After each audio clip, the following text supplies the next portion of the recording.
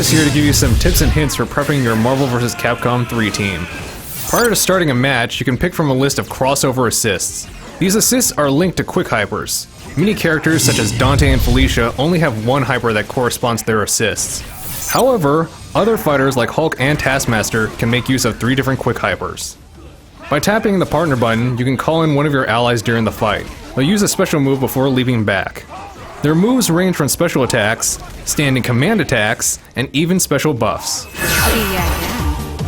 Keep in mind, however, that they can be attacked while on screen, making assists somewhat punishable.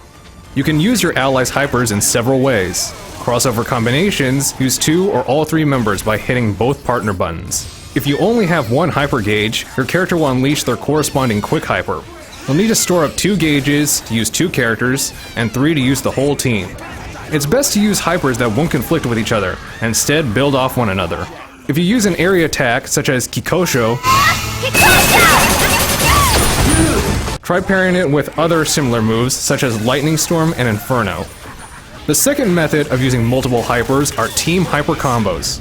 Team Hyper Combos are similar to crossover combinations, but instead of all 3 team members using their hypers at once, each one will attack one at a time.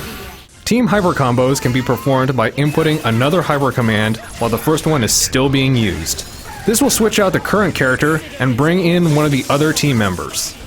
This will of course require at least 2 hyper bars, or 3 if you wish to use all 3 characters. You want to time calling in an ally to just before the attack ends, as this will maximize the number of hits and overall damage. Keep in mind that some hypers finish too quickly to be chained in this way. Some characters can further manipulate their hypers when used on their own or with teammates.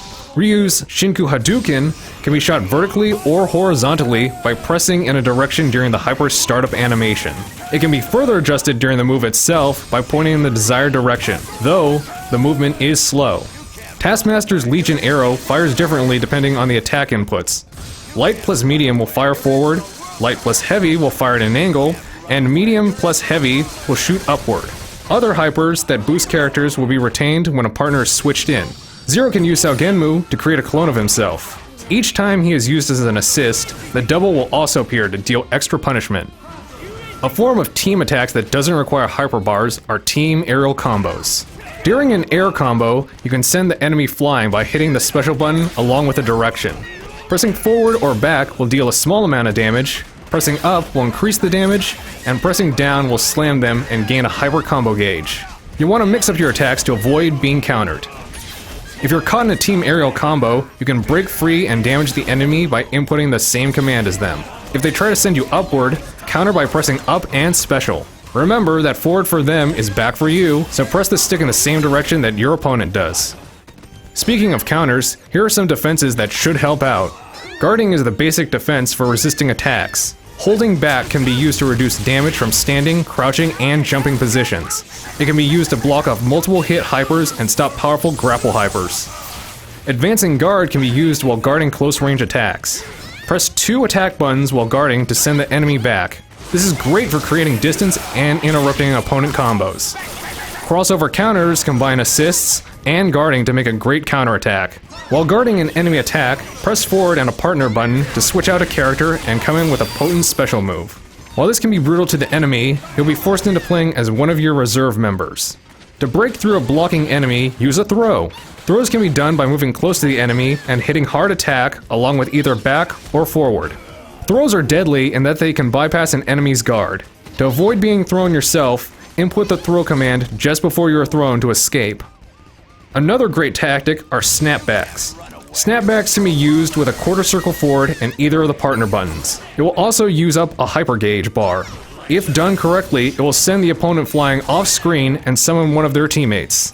If the partner 1 button is used, the enemy's first partner will appear, while the partner 2 button sends in the second teammate. This will also stop the enemy from calling in allies or using assists for a short time. Finally, if you're really struggling, go for an X Factor. X Factor can be used once per match by pressing all 3 attacks along with the special button. X Factor can be used to boost damage, pile on defenses, and restore lost life. The more teammates that are dead, the stronger and longer lasting X Factor will be. It's best to wait on using X Factor until 2 teammates are down. That about covers it for the basics. If you want to find out about character specifics, check out the Marvel vs. Capcom 3 Primer Guide. Later. Mighty swing! Mighty swing! You can't run away. You're in for a world record combo